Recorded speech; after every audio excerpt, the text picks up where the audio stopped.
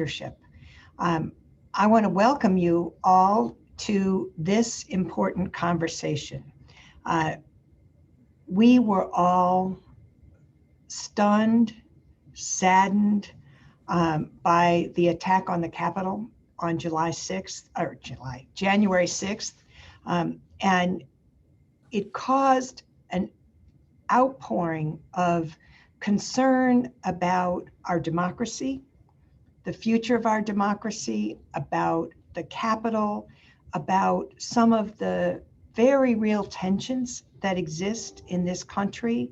And we decided that what we needed to do as the United States Capitol Historical Society was to look at what was the context in which this happened, looking at history, looking at the current development, particularly of some of the racial tensions that were so evident in the attack, and that we also ought to bring in a distinguished practitioner who served in that body. And so we have been absolutely thrilled to have this particular panel. And we also found that one of our longtime corporate members, Mallinckrodt Pharmaceuticals, was wanting to do something that would make a difference. And so they were able to make a contribution to us. And we are so grateful for that, because all of these programs, the Historical Society itself, only exists because of the support of members and donors. And so we are grateful. Now, let me tell you, that's the context of the panel. Let me tell you who we have to talk about this. We have an incredible distinguished historian, Dr. Joanne Freeman, who is with us from Yale University. Dr. Freeman has become a friend of the Society. She came and spoke on behalf of the Society at the Welcome to the 116th Congress. Her book, The Field of Blood, which you can see over her shoulder, looks at the question of violence in the Congress and in the Capitol in the run-up to the Civil War. And what does that really mean? And so she has become a sought-after commentator about how American democracy has worked through tough times. We have a distinguished scholar from Emory University, Dr. Andra Gillespie, who has been looking at the emerging Black political leadership and how they are different than some of the folks who have emerged as part of the early civil rights era, and where things are moving forward from that particular perspective. We were fortunate to have Dr. Gillespie speak with us during the symposium that we had on suffrage. And so we saw what a great speaker she was and what a great scholar she was. So we asked her to come and share her perspective. And our practitioner, Secretary Chuck Hagel, got an extraordinary career. He's the only Vietnam veteran and the first enlisted combat veteran to serve as the Secretary of Defense. But even more interesting in today's divided moments, he was elected as a Republican member of Congress, served with distinction in the Senate, and then was selected by a Democratic administration to lead an important department, the Department of Defense. And so we thought that Secretary Hagel's unique perspective as both an executive branch and a legislative branch leader serving in both parties would really provide us with an extraordinary conversation. So to get this party started, we have a question which I'm going to ask to each of you, starting with Dr. Freeman, and then Dr. Gillespie and Secretary Hagel will do cleanup on the opening question, which is, where were you when you heard about the insurrection, and what were your initial thoughts? Dr. Freeman.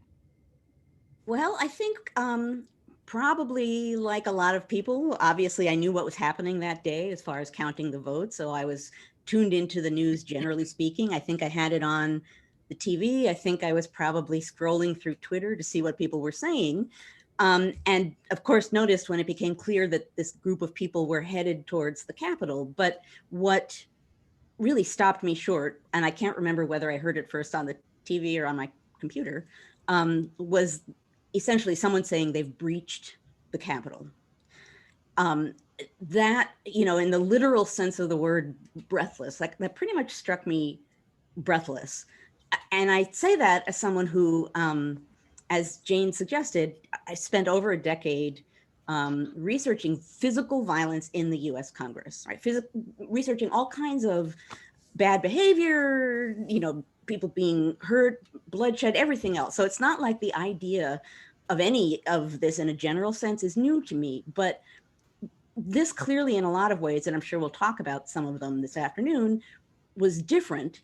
And what struck me and what still strikes me is the sense of outrage that I felt was a kind of guttural, deep, profound sense of outrage. I don't know if I've had that kind of outrage before, because it touched so many assumptions I think that I had, and so many of us had, that have to do with nationhood, government, the sort of spirit of our government, democracy, personal identity. There were so many things bound up in what that moment represented that even though I teach US history, I teach early US history, I teach the Constitution, I teach all of these things, the response I had to that swept me off my feet. And it gets at the really deep meaning of what happened there, regardless of what happened on the ground as far as logistics, which is severe enough.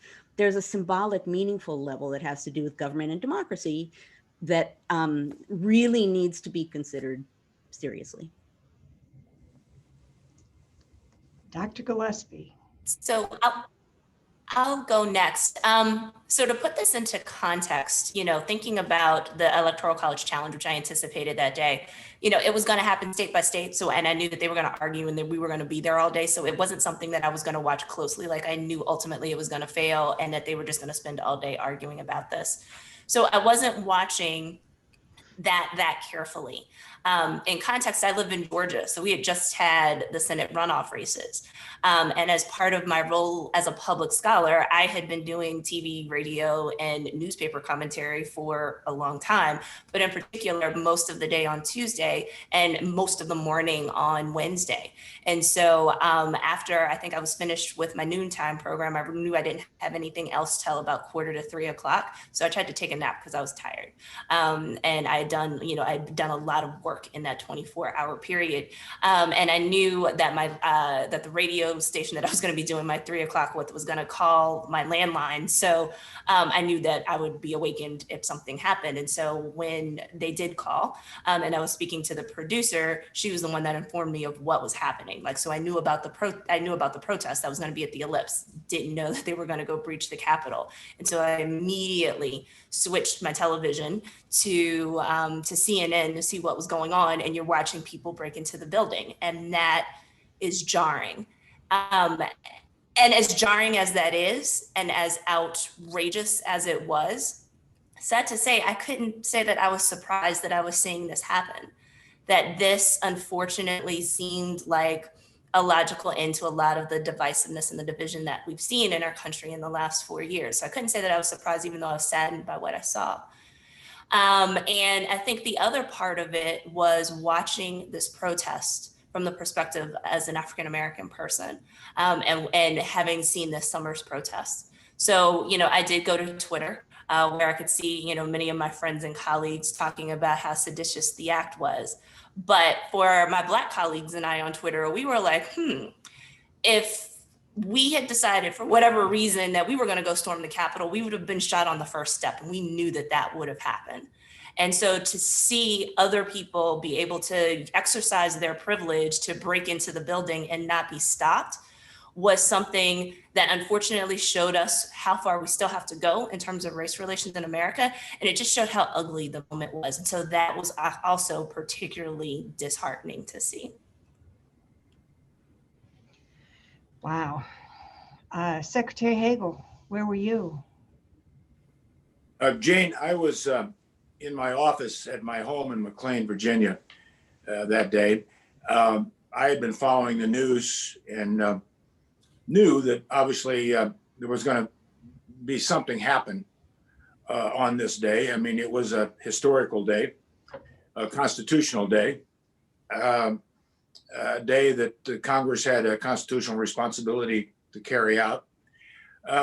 And with the buildup, obviously in different states, but also with President Trump continuing the drumbeat of the election was stolen and addressing the people on the mall to go to the Capitol and I will be with you and we need to take back your country. You knew something was going to happen, but my own sense was something was going to happen prior to that morning, although we'd never seen anything like this. Jane, I first started working in the Capitol in July of 1971. I was a young chief of staff to a congressman for 5 years during that time, historic time, during Watergate, everything. And to this day, the Capitol is just one of those sacred grounds, sacred institutions. I mean, I think it's the sanctuary of our democracy, the operational center of our federal republic, where all people are welcome to come. And to see it invaded and occupied and destruction and loss of life was, even for me, someone who'd been through a war in Vietnam, seen a lot, it was really shocking to see it. And because, like I think most of us, we hold the Capitol in such reverence because of what it represents. And to see that happen was just stunning for me. And I was saddened by it.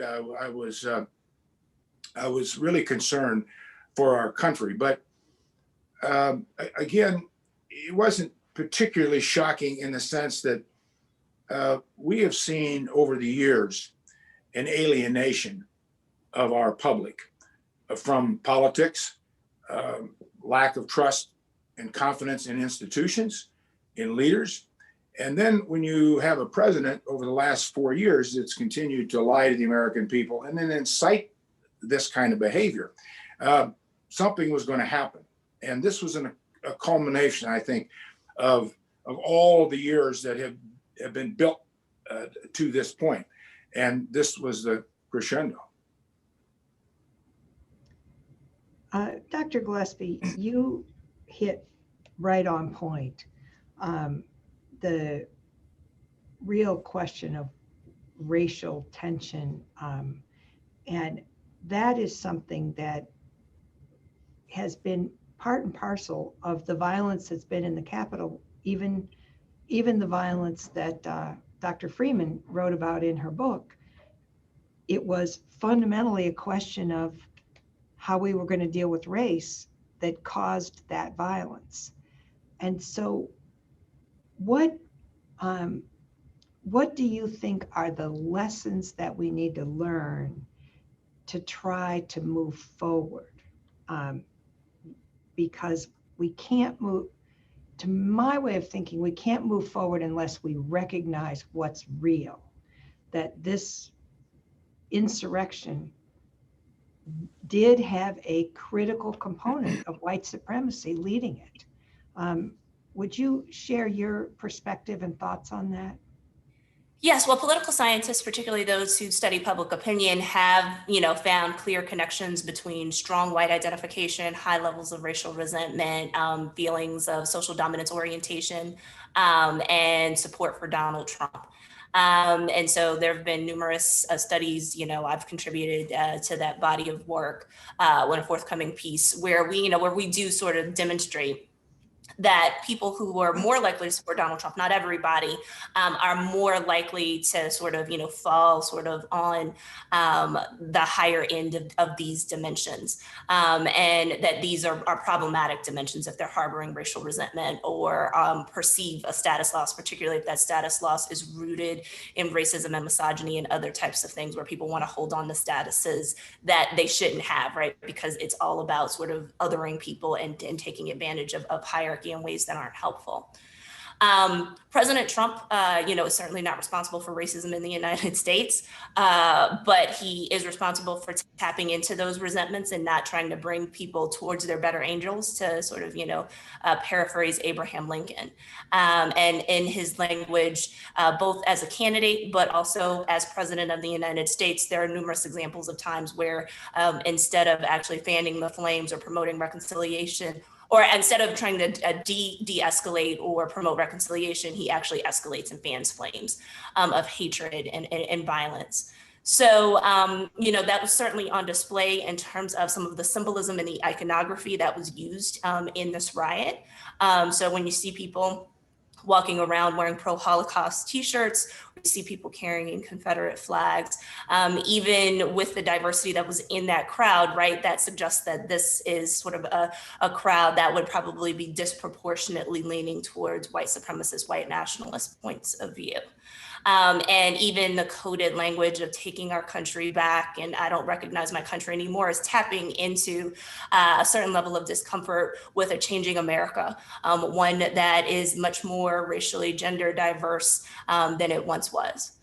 So, that's where a lot of the concern comes from. And I think that there's a long historical record that really supports this, so that this isn't the stuff that just liberals are making up for their own health. In terms of actually kind of like, dealing with the results of the election, race underscores the contestation of the election. So we see Donald Trump narrowly losing states. And when he tries to contest the results of the election, he goes to the Democratic rich parts of states like Georgia and Wisconsin and Pennsylvania, which happen to be disproportionately African-American. So on the one hand, while he gets a higher than average vote share amongst African-American voters, right, he's also trying to disqualify Black Democratic votes in cities like Philadelphia and Atlanta and Milwaukee. And that seems really, ironic. On one hand, he wants to claim to be the best president of Black America, yet he's disenfranchising Blacks on the other hand, right? And so the kind of irony and the hypocrisy of that needs to be borne out, which is why the majority of African Americans, one, didn't vote for him, and two, didn't support him, as evidenced by public opinion. So it's just really hard, to sort of not note the racial undertones and to not tie them into a larger historical record, which I'm sure Dr. Freeman is going to get into a second, of how race is the original fault line in the United States and how it tends to be the subtext of lots of things that go on in America. So if I had to tell people, what the one takeaway would be, it is one, it's going to be really convenient for us to think that this was an outlier, that this was an aberration. It's not. This is America. We might not like it, but it is America. And if you don't want this to be America, you have to actively work to try to fix this, right? And we don't fix it by pretending that it didn't happen or by trying to dismiss Donald Trump as being sort of marginal, being some kind of freak. He's quintessentially American in the same way that, apple pie and baseball are. If you don't like that, then we have to deal with it and deal with the root causes if we're ever going to move past this. Well, that certainly puts it in perspective. Dr. Freeman, as Dr. Gillespie mentioned, the questions and the fights and the debates about race are not new. We had a civil war about this. What, can you tell us, what do you see, are we making any progress? Have we made progress? What is it that has happened? And why, look at it, give us a little history lesson about where do we go from here? Sure. It's interesting, as much as I talked about being outraged, I agree with the other panelists here. I wasn't surprised per se, I was outraged. But there were a lot of people who commented, in some case, commentators, saying, well, this is unprecedented. This is unprecedented. Aspects of it were the involvement in some way or another of the president, the direct attack on the Capitol and Congress itself. There are aspects of what happened that were not as rooted as other aspects of it. But if you're talking about the mixture of violence and politics, if you're talking about people who feel that they're entitled to power and are being denied it and choose violence as a way to demand it back, if you're talking about questions of race and dominance, all of these things have such deep roots in American history. The violence that I studied in the first half of the 19th century, most of that violence was inflicted by Southern slaveholding congressmen who pretty much used threats and physical violence to intimidate Northerners or anyone else who was going to try and attack their slave regime into silence or submission. So basically, everyone knows there's a famous caning of Charles Sumner in 1856 in the Senate, but I found over 70 other incidents between roughly 1830 and 1860. And in those cases, you're talking about people pulling guns and knives on each other, people punching each other, mass brawls, all kinds of real physical violence, in addition to lots and lots and lots of threats. So these were Southern slaveholders who used that kind of behavior to maintain dominance over the national government.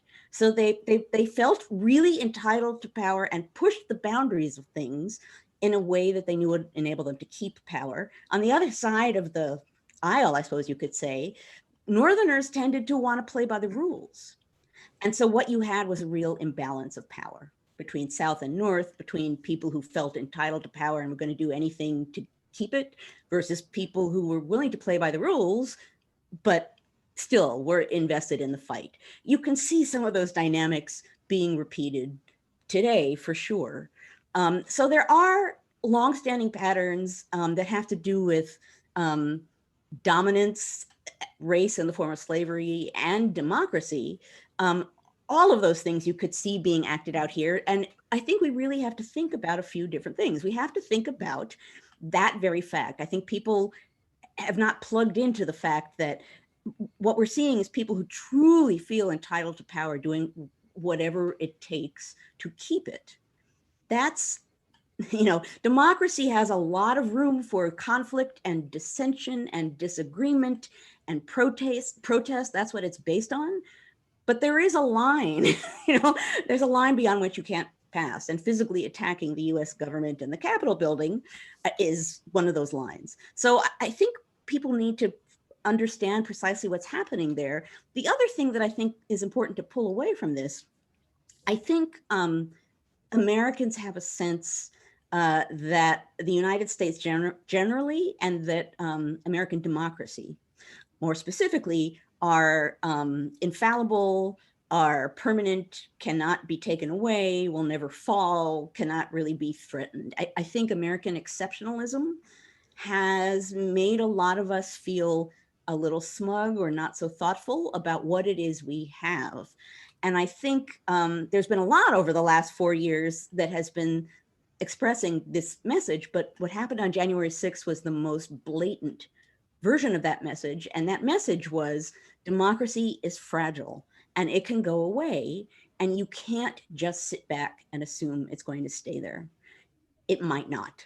And what we're watching is an attack on democracy. And as much as people who were doing the protesting said individual rights and democracy are not the same thing, right? Democracy has to do with a group of people, a varied group of people, and community rights, not just individuals. So I think the meaning of that moment is really important to take into account. And I think from this point on, Americans really need to focus on the fact that democracy does not go of itself, and our nation will not percolate along as it has been, which in and of itself is not great because we want to do better than we have, but our government could fall. And what that means is that we need to be active as citizens. We need to watch what's happening in government. We have to care about who we put in office. We have to let the people we give power to, what we think about what they're doing with that power.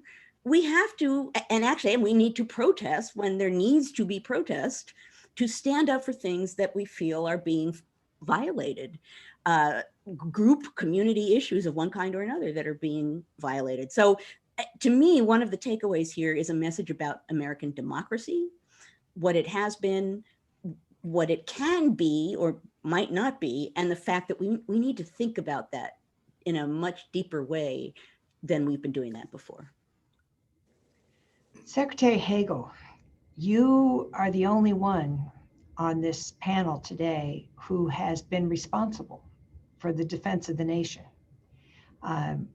And one of the questions that emerged in this whole, review of the aftermath of the riot is, how do we assess the threat of domestic terrorism? How do we deal with the fact that there were many veterans, it appears, who were part of the insurrection? There have been allegations, there's review that there were some participation by people who were in the law enforcement operation who, at the very least, responded differently to a majority white protest operation than they had to a majority multicultural operation. So you have a really different perspective. What is your thought about what we should learn and what we should do in terms of understanding the defense of the country? Well, let me begin with going back to a couple of comments that our last speaker just made, reflecting on how democracies work. Politics reflects society. It's that simple. Citizens have the responsibility for everything, because in a democracy, everything starts at the ballot box. Just as the professor said, who the people, the citizens of the country, send to Washington and send to their state capital make all the difference, because they make all the decisions. The president of the United States is elected by all of the people of the United States. Then the Congress, senators, members of Congress, then the state, local government. So we empower these individuals. The citizens empower these individuals. It's not some magic that happens. So I think we have to go unwind this thing and go back to who's responsible here. It's the citizens who are responsible. So that's where I start with answering your question and really the entire issue that we're talking about today, specifically regarding security. Again, it's the responsibility of leadership, those that you empower. You elect senators and congressmen and presidents who appoint the generals, who appoint the commanders, mayors, governors, electors, citizens who elect sheriffs, who elect all law enforcement, or somebody appoints them. But there's accountability all up and down the line. And if that accountability is broken somewhere, then you're going to have a problem. And it's very clear. I don't need to remind our distinguished panelists here, the historians, about the history of the world when there's no accountability, because that drifts into authoritarian government and into dictatorships. And all you need to do is go back the last century, and some pretty ample and clear examples of that. And I think Western Europe is on the verge of having some of that problem as well. But staying with the subject here, it's accountability of those in charge. In the military, in the National Guard, police, any areas who have responsibility for security of our country, you need to maintain discipline. You need to pay attention who you're recruiting, who you are empowering, what their education is, what their background is, what their politics are. The military has a very rigid process in this, by the way.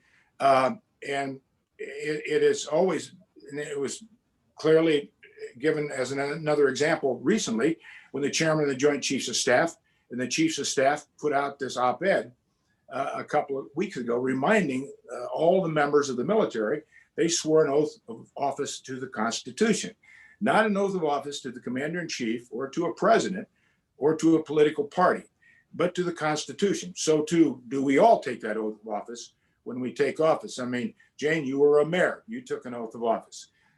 It's the same thing. Accountability. In a democracy, accountability is everything. And what we've had and what we've seen in this country, especially over the last 20 years, a number of things that have challenged that and have broken into that. For example, social media. Social media has given platforms to extremists, political extremists, domestic terrorists, racists, given platforms to everybody who wants to use them. Now, they're starting to discipline that, obviously, by virtue of what Twitter and Facebook have done, shutting down the former president's accounts and other accounts. Accountability. Other dimensions of our republic, of our freedoms. But with freedom comes responsibility. And it's always that way. It has to be that way. Individualism, yes, is part of freedoms, but as the professor said, it's all part of democracy for the greater good, the greater society. That one individual just say, well, I've got the freedom of my individual rights and nothing's going to take that away. We see that all the time with the gun issue. Well, I'm guaranteed a gun. I can take that gun anywhere as long as I'm registered. You're not going to take that gun away, and so on and so on. Well, you have those rights within the boundaries of the greater cause of democracy and democratic freedoms and rights for everybody. So I think, Jane, in answering your question, I think it's all those things that I would say that relate to our security, whether it's domestic threats or internal. I think in many ways, our internal threats are more serious today than our external threats. I just wrote an op-ed about that was in Defense One News last week. And I think we saw some evidence of that on January 6th. And you continue to look at polling numbers of this after January 6th, but all the numbers that came up to it. How many people, for example, in this country still believe that the election was stolen, that the election was fraudulent? And many of these people are not extremists. I know a number of them. They're responsible people, good people, believe the election was stolen. It was fraudulent. And the Republican governors, secretaries of state were complicit with this, they think. So we've got a long way to go to get this turned around. But it all comes back to what I began this comment with the responsibility of the citizen, because it all begins with that citizen in that local community. Well, thank you, Secretary Hagel, and thank you for, really putting in perspective that the defense of our country does include standing in opposition to domestic terrorism and understanding what it is and where it comes from. When you talk about the importance of the citizen's responsibility, several of our questioners have inquired about your perspectives on the fact that it's difficult for citizens to make their views known through the ballot box because of voter suppression, because of gerrymandering, that there was a question about, with the whole question of January 6th, one of the really thoughtful questioners wrote in honor of you, Secretary Hagel. He reports that he's also a Vietnam veteran and then became a police officer, and said whenever they were investigating a case, they tried to figure out who benefited. And he raised the question, who benefited from the riot that went on January 6th? And how do we move forward from that, recognizing, what really went into that? Dr. Gillespie, I know you apparently have been doing some analysis with your political scientists. Do you have a perspective on who benefited and what went into it that we didn't see right away? Yeah, I'll start by saying we have a long ways to go. So, in terms of what the empirical evidence is going to say, it's going to be a long time, I think, before we'll be able to have a really definitive answer about what's going on. From a normative standpoint, we could argue that nobody ultimately benefits from this. But if we try to think about this in terms of what were the perceived short-term political gains, I think the perceived short-term political objective of those who stormed the Capitol was to intimidate Vice President Pence to try to get him to withhold certification, which was something that he couldn't do. And the aim of this was to put pressure on him in a way that he had kind of withstood when President Trump had tried to, call him into his office to try to persuade him to overturn the results of the election, the same way that he browbeat, Brad Raffensperger, my Secretary of State here in Georgia, the same way he had called in legislators from other states to try to get them to not accept the Electoral College votes in their respective states, or to call the election certifications into question via the state legislative process. So I think, this is the hallmark of a presidency that thought a lot about short-term political games, didn't think about the long-term future, certainly didn't think about the long-term stability and health of our institutions. And I think the actions that were on display both by the president and those who stormed the Capitol sort of reflect a certain type of short-term thinking. And in many ways, it's an indictment on President Trump and his administration and a failure of leadership. I'm going to liken this to the equivalent of telling people that you can lose weight by eating pizza and ice cream all day long, right? And so what President Trump did was tell his supporters, you can eat pizza and ice cream with no consequences. And yeah, that feels great in the short term. And maybe, if you keep your calorie count low, you might actually not gain any weight from it. But ultimately, at the end of the day, right, it's an imbalanced diet. It's not going to provide you health benefits. And so he didn't tell people about the health benefits because it wasn't convenient for him, or he couldn't wrap his head around it. And he found a willing audience of people who were actually willing to be activated because of that in really dangerous ways. So the thing that I think about when I think about leadership and when I think about the responsibility of citizens is that, one, I want people who hold positions of power to take their role seriously and to understand that you can gin people into a frenzy for lots of reasons. Just because you can doesn't mean that you should, right? And it doesn't mean that ultimately it's helpful for them. So I think there's some people who are arrested, who are about to be arrested, who maybe thought they were going to get an 11th hour pardon from President Trump, who didn't get it. And that should be a clue that when you're dealing with somebody who looks like, to many people, like a narcissist, that he didn't care about you, right? And he just used you in a pawn for his own short-term political gain. But also at the end of the day, it's not helpful for you to have been lied and misled into doing something, that was a seditious act. And I think it's really important for voters, one, when they encounter structural obstacles to preventing their franchise, that they counter it, that they, sue. There are institutions, there are groups that are in place to help make sure that everybody has a right to vote, but also that they take, advantage of the opportunity. So if you have a member of Congress or a senator who you think has behaved badly in this episode, right, then don't vote for them next time. And part of the problem is that we have a corrosive, highly polarized partisanship at this point that doesn't allow even, well-intentioned members of the Republican Party to feel comfortable standing up to their own party in this situation. Least you give Democrats, a point in this debate. And so, if we go back to public opinion, Pew has been, collecting this for years. If we ask people, Democrats and Republicans, do you think members of the opposite party are just wrong and I disagree with them, or misguided, or are they dangerous to America? And you have people sort of identifying the other partisans as being inherently dangerous. So we're othering them.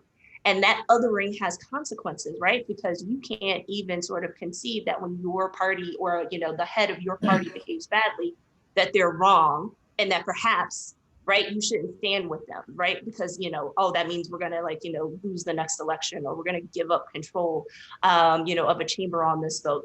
That's ultimately not what matters. And so we're putting party ahead of country in this particular instance. We're putting gamesmanship ahead of doing what's right.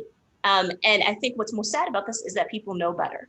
And so for some people in the audience, it may be you need to be the one to run against the extremist member who decided that they were going to support the sedition, that you're going to provide something that's going to be different, that you take that stand and do that. And I also would encourage those who hold office to be willing to give up their seats, right? If it turns out that the mob really is in support of this, then perhaps it's not worth leading them. And perhaps it might make sense to stand up and to go down fighting. One of the things that I was actually always kind of shocked by during the Trump administration was the idea that there were so many Republicans who were afraid of a primary challenge or afraid of that nasty tweet where they didn't get President Trump's endorsement. And it was just like, you know what, first of all, and political scientists will eventually, I think, get to the bottom of whether or not those endorsements actually had a causal effect that was positive on other folks' electoral outcomes. But in the short term, President Trump's bandwidth was only so big, and he could attack lots of people, but he couldn't attack everybody. And yes, some people were going to lose elections, but they weren't all going to lose. And so what I saw was the lack of collective action there to stand up, because I think there are enough good people in the Republican Party who knew that this was wrong, but were just too afraid to be the one who was willing to take that first step forward. And I'm looking for people who, are willing to take that courageous step of leadership. Secretary Hagel, maybe this is a question for you. You took an oath as a senator. You took an oath as a member of the military. How should we provide consequences for all that has happened with not just January 6th, but the sort of consistent telling of, if you will, the big lie, that, how do we have consequences for public officials and others who present information that is simply inaccurate? Jane, there's no simple answer to that question that I know of, other than this. You use the process.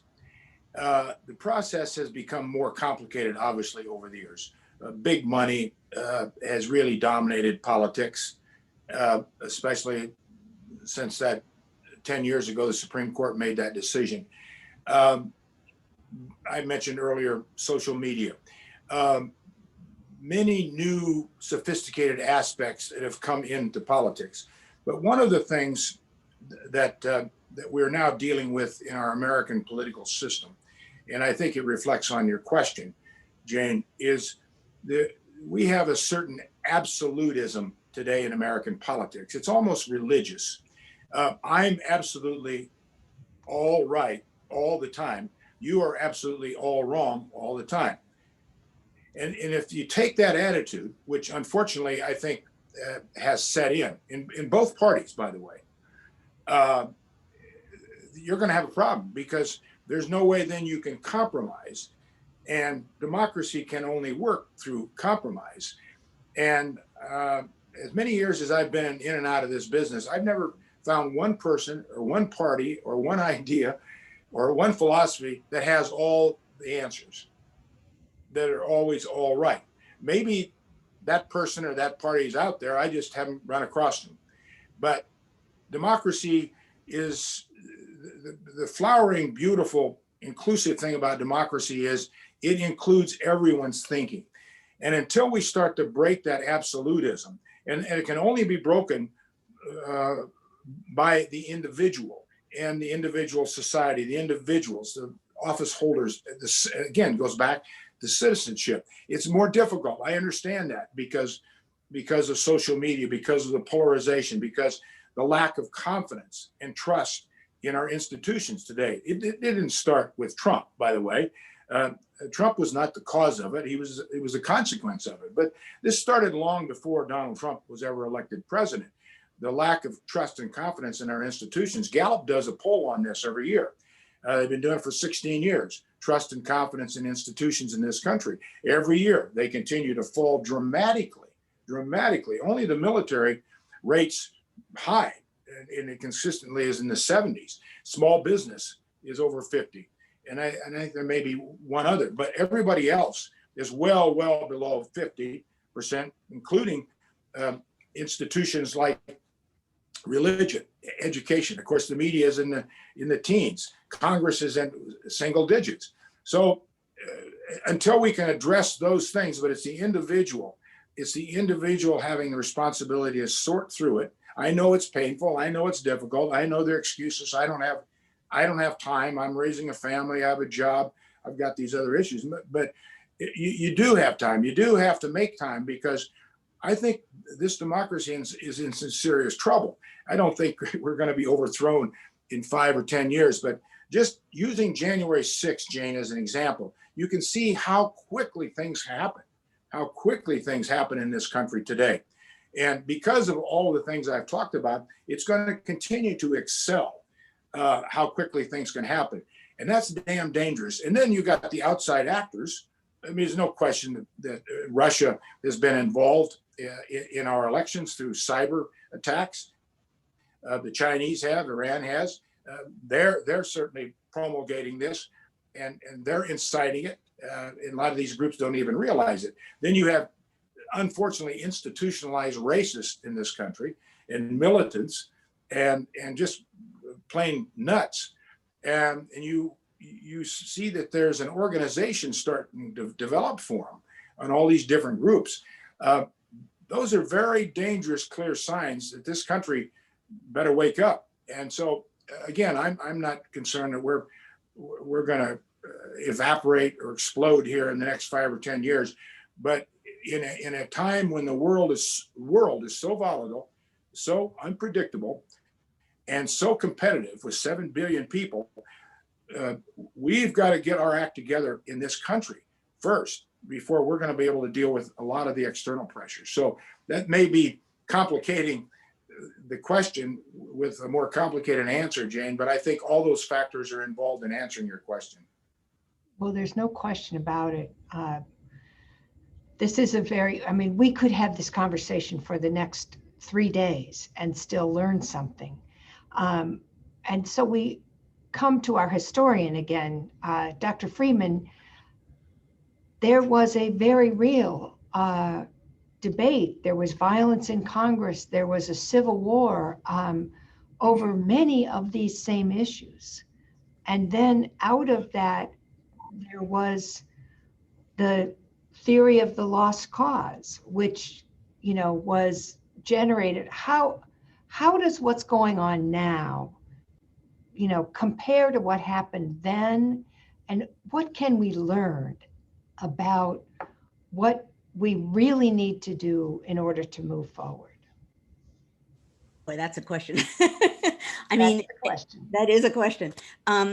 Certainly, if you look back to the Civil War, actual warfare, and the Confederates losing, but then ultimately feeling, in a sense, the lost cause, they didn't really lose. They really had this wonderful, noble lost cause, and everything was taken away from them, and they're victims. There is a sort of logic of victimization to that, and it has a kind of cultural and personal pull to it that has power. So there have been any number of editorials and comments recently, in the last week even, about, is what's going on now going to create a new lost cause kind of a narrative? It might not. I think part of what we need to think about, though, is, and we already are thinking about it, this is going to get us right smack into the middle of a really charged issue, but right now we don't have very much of a sense of a we in the United States. And part of the way you get a sense of a we is on thinking about the components that make up the national story. Now, if you talk about the national story and only look at what you consider to be the pretty parts of it, that's a nice story, but it doesn't really encompass reality. I think as a people, we really need to confront who we are and what our story is. And I think we're in the process of having that fight right now over what counts as history and who counts as history and what kind of a story is that. We have to figure that out. We have to find a way to at least meet in a room and agree on who we are as a people. That's not going to solve the kind of victimization sensibility of people who feel that they were justly winners and that somehow things were taken away and that they are superior to all others. I mean, as others have said before me, sometimes the glories of democracy and the vulnerabilities of democracy are one and the same. So it encompasses a wide range of views. But what that can sometimes mean is that some of those views are dangerous and need to be dealt with in some kind of a way that others might not be. I want to also make a point that's related to some of what's been going on before, but occurred to me in the course of this conversation. People have been talking about the fact that we have all of these groups around the country, white supremacist groups and militant groups. One of the things that strikes me about January 6th and about what happened on that date is we always have had those kinds of groups, right? They've always been around in one way or another. I suppose like the lost cause idea. There are always people who have those beliefs and have gotten together locally and armed and drilled and whatever else it is that they do. But what we had in the last administration and partly what led to January 6th is a national leader who brought them together, right? It's not easy. When you look over the long haul of American politics, one of the reasons why we got organized political parties was simply because it was impossible to nationally coordinate politics in any way. How do you do that? Well, wow, a political party that's local and countywide and statewide and national, that's really handy. That does a lot of work that's hard to do. And so I think, again, part of what we're looking at in this moment and part of what we need to think about that hasn't been raised yet, but I want to sort of at least throw it out there, is the idea that some of that work of connecting lots of local units was being done at the National Center, and it makes a difference if that's coming from a president versus somebody else. Words matter profoundly, and the president's words matter most of all. We are coming toward the end of our hour. We have so many questions. I'm just trying to put them in context. Several questions emerged about voting rights, and I want to encourage all of you who are interested in that. Tomorrow we have a historian of voting rights, Dr. Hassam Jeffries, and a current practitioner in the voting rights activities, Dr. Jay Augustine. And so they are going to talk about that particular issue. So all of those questions, tune in tomorrow, same place, different scholars. The issue continues. There are some people who've asked about particular the assessment of the damage of the Capitol. The Historical Society is not responsible for doing the physical assessment. The architect of the Capitol does that, and they are in the process of doing that and determining, how things can be restored in conjunction with the Smithsonian, what can be kept and what should be preserved and in what manner. There are several questions that I'd like you to kind of look at answering, which is, and I'm going to give them to different people. Secretary Hagel, several people are asking, they don't fully grasp the National Guard in Washington, D.C., which is not a state. Who decides what they do? How do they respond? And what's the difference between the Capitol Police, the National Guard? Like, how does all that law enforcement work? Well, in the District of Columbia, the National Guard is under the authority, under the direction of the Secretary of the Army. He would be equivalent in a National Guard in a state under the direction and the authority of the governor. But it's the Secretary of the Army who has the authority over the National Guard in DC. Obviously, each local jurisdiction, the Capitol Hill Police, have their local jurisdiction in the Capitol area. That is their jurisdiction. That's what they're responsible for, and that's what the authority that they have. And you can't interfere with that without the cooperation of the Capitol Hill Police, or if the Capitol Hill Police, like we know on January 6th, ask for outside help from another jurisdiction, the District of Columbia Police, who are under the authority and directorship of the mayor of DC, and the National Guard under the directorship and authority of the Secretary of the Army. So that's generally the authority line of command of those three jurisdictions, and they would be the same in states. In county law enforcement or city law enforcement. It's the same thing, or state patrol, the state police in each state. Each has their authority line and their directorship. That's helpful. Dr. Freeman, can you describe, has there been any time when a member of Congress has been censured for inciting violence or for acting in a manner? Because there's some question about that whole activity. There have been any number of moments. I mean, not a whole glut of them, but there have been members of Congress who've been censured in the past. Very often, certainly in the 19th century examples that I've studied, someone who was censured would automatically resign his seat and go home. There's a famous abolitionist, Ohio abolitionist named Joshua Giddings, who ends up being censured, although John Quincy Adams, Massachusetts abolitionist, he's older and he's kind of a parliamentary master, so he manages to get around that. But Giddings doesn't have the gravitas and he's not an ex-president, so he ultimately gets censured.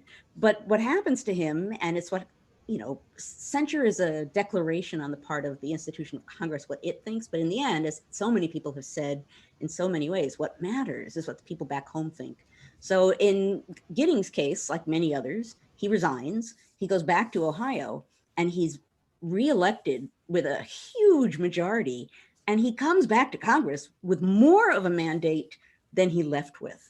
So a censure is a formal statement. I think a lot of people think, so what, you have your hand slapped, you're being censured. There's a meaning to that. And it says something on a national level and in a sweeping way that you have done something that is inappropriate. But in the end, it really is the people that determine the meaning of the censure. So although in the 19th century, people who were reprimanded or censured, as I just suggested, did go home because of the fact that it was a humiliation and they basically felt that they could no longer serve in that environment. Today, I think we're kind of low on the guilt and humiliation factor on the national stage, but still, the important part to bear in mind is that with a censure, it's meaningful, but it's actually voting that's going to determine the meaning of it. All right, we're going to go into the round robin finale statement, and starting with Dr. Gillespie. And the question to you, Dr. Gillespie, is this whole discussion centered around the breach of the Capitol. What does the Capitol mean today, and how does it represent our democracy, and how do we respond to both the need for security for the people who work there and the building itself, and the security of our democracy in terms of access? Thanks. I view the Capitol siege as, one of the biggest stress tests of democracy in modern memory. And if we, make it analogous to guardrails on the highway, right? If you've seen a really bad accident, right, you see the dents until they fix them. And I'd say right now the guardrails are still up, but they're really dented. And it's our responsibility to figure out how to shore up those guardrails to make sure that they would stand under fights. And also that we acclimatize people to sort of staying within the boundaries of what American democracy is. Because I think that, what we've seen in the last 4 years is that we've had a president who didn't understand how democracy worked and how our government worked. And it's just sort of shown the deficit in civics education, because he has followers who think that government can do things that it's not supposed to do, like overturn elections when they don't like them. And we need to kind of bring people back to sort of a more accurate view of what separation of powers is, what's the role of government in American life. So, in that respect, that's how I view the Capitol Riot as an opportunity for us to learn how to make ourselves better, both in terms of racial equity, but then also in terms of shoring up our institutions. in terms of the building, you know, I have very fond memories as a high school student doing presidential classroom, running around the Capitol, riding the train that senators and members of Congress get to take from their office buildings until they stop people from doing that. I have very fond memories of my friends and I trying to chase Strom Thurmond, and somehow he got away from us, even though we were 17 and he was 90. You know, I want Americans to be able to have those opportunities again. So I do recognize the need for safety. But at the same time, this should be a place where one should feel comfortable to be able to go to meet with your members of Congress, for you to be able to see government in action. I grew up in Virginia, so, you know, your big 5th grade trip, well, at least it was in the 80s, was to be able to go to Washington, D.C. And what a shame it would be if kids from up and down the Eastern Seaboard and people from other parts of the United States who make that trek to Washington, D.C. don't have the same access to the Capitol. Because of the really selfish and misinformed actions of, you know, a few thousand people on January 6th. So I hope that we shore up our democracy, that we buttress those guardrails to make this the place where we can interact with our government again in a really personal and palpable way. Dr. Freeman, same question. Okay. The Capitol, in a sense, the Capitol represents the United States in form and function. So functionally, it really is the seat of democracy. It's the place where representation happens. So just in what it does, it's the center of our government in many ways. But that's also true in form and in symbolism. It kind of embodies the spirit of democratic governance. And that's why, you know, we saw some of the people who attacked the Capitol actually looking at some of the statues and what was in there, a little bit awestruck. It's supposed to represent, in many ways, the majesty of democracy. It's why there are all of the statues. It's why there's the great artwork. It represents, and we're supposed to represent, the spirit of what the government is. That's also why it's important sometimes to remove statues and replace statues to reflect our rethinking of who we are and what we can be. But it matters. The building itself matters profoundly as a symbol of what the United States is. And along those lines, building on what Dr. Gillespie said, accessibility is so important because that's linked hand in hand with democracy. It's our house. We should be able to have access to our representatives, our senators. We should be able to do that, so that what's going to be really determined now is going to have to be how to balance safety and accessibility. And it's going to have to involve some compromise. For example, maybe it's not great to bring a gun onto the floor of the House or Senate. Maybe that's a sacrifice you can make to make people feel safer. So I think that in and of itself, that's going to be yet another compromise that's going to have to be worked out for the sake of democracy. It's safety and its spirit. Thank you. Well, Mr. Secretary, you're the only one amongst us who went to work every day as an elected official. I went to work for 6 years as a staffer, but as an elected official and previously as a staffer in that building. And you witnessed the fact that it's both a working building and a monument and a symbol of our democracy. What do you see as the necessary steps to secure our future? Well, I think the same steps we've always taken to preserve the safety of our buildings, our institutions, certainly of our Capitol. As I said earlier, I've always seen the Capitol of the United States as a sanctuary of our democracy and the operational center of our federal republic. Security, yes, but also a reverence for not just the building and not just the statues, but what that Capitol represents, what it means to this country, our freedoms, our opportunities, our security, everything that I think almost every American wants for their families, for their future, and for what's fair, what's right in the world. And that should override every political dimension, every element of political polarization. And I think key to that is what the two previous speakers just noted, both professors, the availability of that capital, accessibility to the citizens of this country. We must never allow ourselves to be intimidated by threats. Well, if we open it back up, then we're asking for more trouble. We'll have more breaches of the capital. No. We're better than that. We're bigger than that. That capital must be accessible all the time within the limits of security, of course. But what it means to those young people all over this country and people all over the world to be able to walk onto those Capitol grounds, to be able to have an opportunity to go in to the Capitol and view the House and Senate in action. I mean, that's something that's as special as any other American trait, dynamic to represent who we are. And so I think we'll get through this, but security obviously is key here, better intelligence, better everything.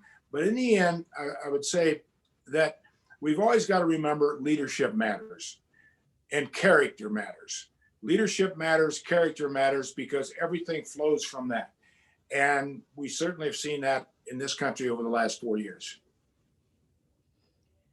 Well, what a fabulous panel. I really thank each and every one of you for your time, your talent, the work you do every day to make this democracy stronger, to tell the history, to understand our politics, and to provide the leadership on the national stage. We are grateful to you for being here. We're grateful to all of you who tuned in today. We encourage you to tune in tomorrow if you're interested in the nitty-gritty on voting rights, the history, and where we are. We also invite you on Friday, together with American University. We're going to be doing an interview with Cory Booker, which will be led by Dr. James Thurber, a distinguished professor at American University, and we're partnering with them. And the following week, we have part of our continuing series on Toward a More Perfect Union, looking at the lasting impact of slavery. So these issues are not just today, they're not just tomorrow, they are issues that are going to forge our future. And as I think it was Dr. Gillespie said, that unless we recognize the reality of the challenge, we're never going to meet. So we will continue to provide thoughtful conversation, balanced conversation, and we hope that this conversation challenges everyone a little bit, because these issues are not something where there's two sides. There are many. This is America with many people, and there are people who actually are not operating in the best interest of America. But and we need to recognize that and understand what that is. But there also are people who feel left out and left behind. And how do we find a way to reach those people and bring them into the civic debate in a meaningful way? It is the challenge of the Historical Society. As we were created, our job in the authorizing legislation was to create an informed patriotism. And so that is what we strive to do. Thank you all for being here. We look forward to you participating in our next event. And thank you, Secretary Hagel, Dr. Gillespie, Dr. Freeman. You were spectacular.